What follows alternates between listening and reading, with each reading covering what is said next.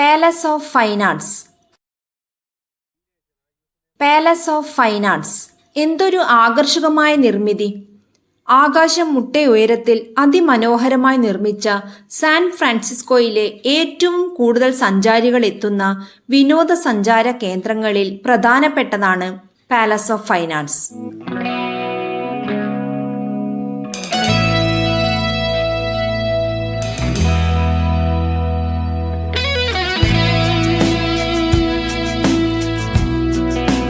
എല്ലാ കൗതുകകരമായ നിർമ്മിതികൾക്കും പിറകിൽ ഒരു ചരിത്ര പശ്ചാത്തലം കാണാം. ഒരു കണക്കിന് ചരിത്രം തേടിയുള്ള അന്വേഷണവുമാണല്ലോ ഓരോ യാത്രയും. 1915 ഒരു വലിയ ലോക പ്രദർശനത്തിനായി നിർമ്മിച്ചതാണ് ഈ പാലസ്. ഇന്ന് സാൻ ഫ്രാൻസിസ്കോയുടെ മറ്റൊരു ഐക്കോണിക് സ്ഥലവും കൂടിയാണിത്. ഇവിടെ എത്തുന്ന നിമിഷം തന്നെ ഒരു യൂറോപ്യൻ പാലസിൽ നിൽക്കുന്നത് പോലുള്ള ഫീൽ ഉണ്ടാകും.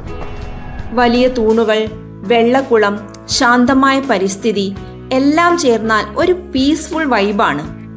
അത്ഭുതകരമായ ഗ്രീക്ക് റോമൻ കലാശൈലിയിലുള്ള ഈ സ്മാരകം ഒരു ഫോട്ടോഗ്രാഫി സ്പോട്ടാണ്.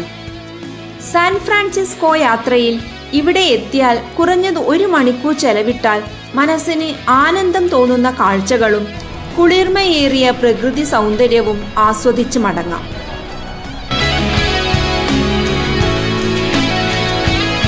കുടുംബമൊത്തും സോളോ ട്രാവലിനും ഹണിമൂണിനും ഒരുപോലെ അനുയോജ്യമായ സ്ഥലമാണിത്.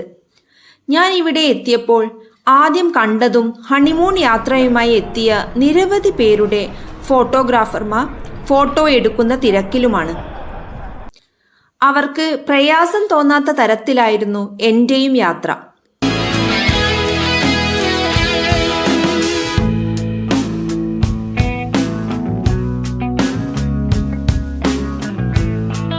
സമീപത്തെ ശാന്തമായ ഒരു തടാക തീരത്താണ് ഈ മനോഹര സൗധം പണിതിരിക്കുന്നത്.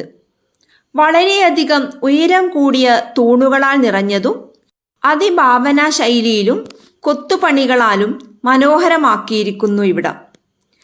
പച്ചപ്പും പക്ഷികളുടെ കളകള ശബ്ദവും പ്രത്യേകം ആനന്ദം നൽകുന്നതാണ്. സാൻ ഫ്രാൻസിസ്കോ യാത്രയിൽ വരുമ്പോൾ ഈ മനോഹരമായ സ്ഥലത്തേക്ക് ഒരിക്കലെങ്കിലും സന്ദർശിക്കുകയും കുറഞ്ഞത് 1 മണിക്കൂർ ചെലവിടാൻ ശ്രമിക്കുകയും വേണം.